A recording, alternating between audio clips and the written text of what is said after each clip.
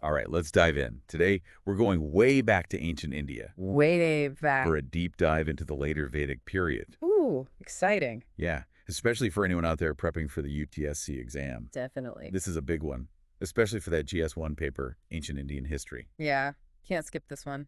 But honestly, even if you're not studying for exams, this stuff is just fascinating. Oh, absolutely. It's a really pivotal period in Indian history, It right? is, yeah. We're talking roughly 1000 BC to 600 BC. Okay. And it's this really interesting transition time, We're seeing ancient India move away from that nomadic pastoral life. Like we saw in the Rig Vedic period. Exactly, the Rig Vedic period. And they're starting to settle down, become more agricultural.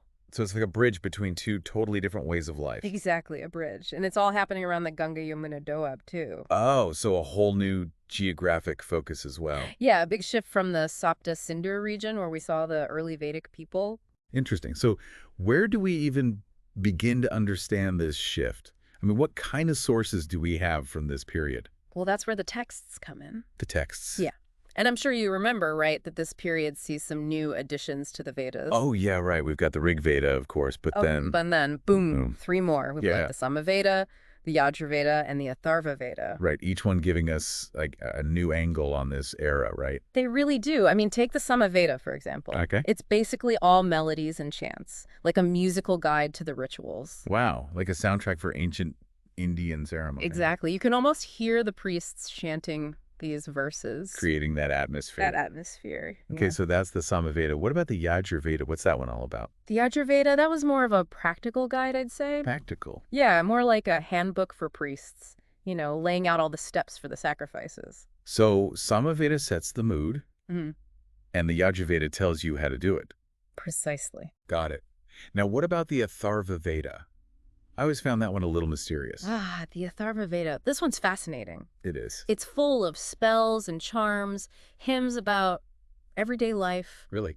Like what? Oh, all sorts of things, how to ward off illness, how to bring prosperity, even stuff about dealing with rivals. Wow. So it's like a glimpse into their daily worries and hopes. Exactly. It gives you that very human side of ancient Indian society. Makes you realize... That they weren't so different from us. Not so different, no. They wanted good health. They wanted success. Makes sense. And for you UPSC folks, these texts are really important. For sure. They really help you understand the whole social and religious landscape of this period. But it's not just about the texts, right? Right, there's more going on. We're also seeing some big political changes happening. For example, the rise of the Janapadas. Janapadas. Okay, remind me what those are again. So basically, you've got a tribe, right? Right. And they've got their territory. Their settled territory. It's not just about grazing cattle anymore. They're farming, they're building homes, they're really establishing a more permanent presence. So Janapada equals settled territory. Got it. Exactly. And with this shift, this move towards settled life, we see the rise of the Janapada. And guess what? The role of the Rajan changes too. The Rajan, you mean like the tribal chief? Exactly, the tribal chief. But now it's less about leading a nomadic group and more about protecting this territory, maintaining order. Like a king almost. Yeah, becoming more like a king, responsible for justice, for the defense of the Janapada. And this is where we start seeing the term Kshatriya. Kshatriya. Yeah, designating that warrior class, really solidifying their role as protectors. So things are definitely getting more complex. They are much more organized, politically speaking. And when you have this kind of complexity... What do you need? You need systems. You need taxes. Taxes. I knew it. I knew it was coming. Eh. Can't escape them, right? Even in ancient India. Nope, not even then. And we even have specific terms for these taxes. There's Bali, which was probably like a voluntary offering or tribute to the Rajan. Okay. Then there's Shuka, which was more about tolls and customs duties, as trade routes developed. Makes sense. And then, of course, we have Bhaga. That's a share of the agricultural produce, essentially a tax on the harvest. Bhaga, a harvest tax. Got it. Yeah. Ali, Shulka, Bhaga. Sounds like someone was doing their ancient taxes. Mm. But it's really interesting to see these systems developing so early on. It is. It shows you how society was becoming more sophisticated. And of course, it's not just the political and economic side of things that are evolving. Social structures are changing too. Remember the four Varna system we talked about? Yeah, with the Brahmanas, Kshatriyas, Vaishyas, and Shudras. That's the one. Well, during this period, those roles, those responsibilities, They become even more defined. more defined, exactly. The Brahmanas, they're still associated with knowledge, education, religious rituals. The Kshatriyas, they're the warriors, the Right. rulers. Separate. Exactly. The Vaishyas, they're busy with trade, agriculture, crafts. And the Shudras, they're mainly involved in service to the upper Varnas. So are we saying that society was becoming more hierarchical during this time? To a certain extent, yes. And this is important for anyone prepping for the UPSC. Absolutely. This is where understanding concepts like Vijas comes in. Vijas, or twice born, it refers to those top three Varnas, the Brahmanas, Kshatriyas, and Vaishyas, Okay. and what makes them twice born. They underwent this important ceremony, the Upanayana ceremony. The sacred thread ceremony. That's it. It was like their initiation into formal education, into the spiritual life. And the Shudras, they weren't included. So this twice-born concept, that really created a divide, didn't it? It did. It solidified that social hierarchy. The upper Varnas, they had access to certain privileges, certain knowledge that was denied to the Shudras. It makes you wonder how this twice-born concept affected other social interactions. Like, think about marriage. Absolutely. And this brings us to another key point, especially for our UPSC listeners. Hit us with it. The emergence of the Gotra system. So imagine you're tracing your lineage, right? Okay. All the way back to a common ancestor, like a sage or a rishi. Okay, I'm tracing. And this Gotra, it had a huge impact on who you could marry. So you couldn't marry within your own Gotra? Right, marrying outside your Gotra became the norm. And this shaped social structures, kinship ties, it's all connected. Wow. It's like they were trying to create a more interconnected society, but still But still with that hierarchy. that hierarchy, yeah.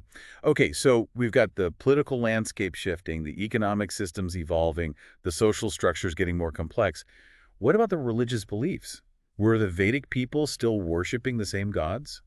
That's a great question. And the answer is, well, it's complicated. I figured. I mean, yes, the Vedic gods are still important, but there's a shift happening. A shift, like what? Well, Vishnu and Rudra, for example, they start to rise in prominence. Vishnu and Rudra. But weren't they like minor deities in the Rig Vedic period? They were, but now things are changing. Think about it. Vishnu, he's all about preservation, cosmic order. Right. And society at this time, they're moving from nomadic life to settled agriculture. Stability, order, that would have been super important, right? Totally. If your whole life depends on a good harvest. Exactly. You need things to be stable. Makes sense. And what about Rudra? What's driving his rise in popularity? Well, Rudra's got this connection to storms, destruction. Like a bit of a wild card. Yeah, but also healing. So maybe, people were drawn to his power over those destructive and regenerative forces. They're still vulnerable to the elements, to disease. So they're looking for protection on all fronts. Exactly, hedging their bets. And this is a good reminder for our UPSC friends. Always good to have reminders. Don't just memorize names. Think about the context. Why are these gods becoming more popular? It's all connected to the bigger picture. Right. Analyze, don't just memorize. Got it. But speaking of religious practices, what about those big sacrifices? The Ashvamedha, Rajasuya, those were huge events, aren't they? They were, those yajnas. Big, elaborate ceremonies. Lots of pomp and circumstance. Yeah, animal sacrifices, all designed to legitimize the king's authority, maintain that social order, grand spectacles, meant to impress everyone. I bet they were quite a sight. But I'm guessing they weren't cheap. Not at all. The king would have played a big role, of course. But the Brahmanas... The Brahmanas, yeah, they were in charge of all the rituals, right? They were. And you can imagine they probably accumulated a lot of wealth, a lot of influence through offerings, gifts. So these elaborate rituals actually strengthened the Brahmanas' position in society. They did. They became even more essential to the ruling class. But here's the thing. What's that? Towards the end of this period, we start to see a bit of a backlash. A backlash. Against the Brahmanas. In a way, yeah. Think about it. Society's getting more complex. People are starting to question things.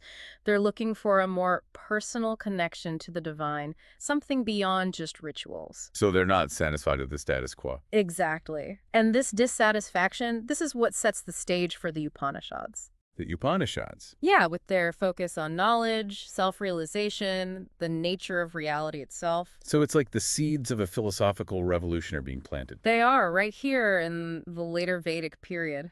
But we'll save the Upanishads for another deep dive. Another time. Another time. For now, let's talk about another revolution. Okay, I'm intrigued. What kind of revolution? An economic one, the Iron Age. The Iron Age. Now that sounds like a game changer. It was. Iron tools, iron weapons, it changed everything. Think about agriculture, for example. Suddenly you've got iron-tipped plowshares, axes that can clear forests, more durable tools for every task. Yeah, iron's pretty strong stuff. It is. And this leads to more food, surplus production, population growth, larger settlements. Wow, it's like a domino effect. It is. Life is transforming rapidly. So what are they growing with these new iron tools? What's Yeah. on the menu in the later Vedic period? Rice becomes a staple. We see words like vrihi, tandula, sali popping up in the text. Okay, rice is in. But also wheat, barley, pulses, lentils, sugarcane. Sounds like a pretty diverse diet. It was. And they domesticated the buffalo during this time, too. Oh, wow. So even more agricultural power. Yeah, really boosting their capabilities. And get this, even Indra gets a new title. Indra, the king of the gods. The one and only. He becomes Lord of the Plow. Lord of the Plow, I love it. It's like even the gods are getting in on the agricultural revolution. Shows you just how important it was. It's not just about the economy, it's about their whole worldview. That's amazing. So to wrap it all up, we've got new Vedas, evolving political systems, a more defined social hierarchy, shifts in religious beliefs, and a full-blown agricultural revolution, all happening in the later Vedic period. It was a time of massive change. It was a pivotal period, really. And for anyone studying ancient India, especially those gearing up for the UPSC, it's crucial to understand these changes. It sets the stage for everything that comes after. It's like the foundation for the rest of Indian history. Exactly. Well, that's it for our deep dive into the later Vedic period. It's been a fascinating journey. Big thanks to our expert for guiding us through it all. My pleasure. It's always fun to explore these ancient worlds. And to all of you listening, keep exploring, keep questioning, and keep those brains buzzing. We'll see you next time for another deep dive into history.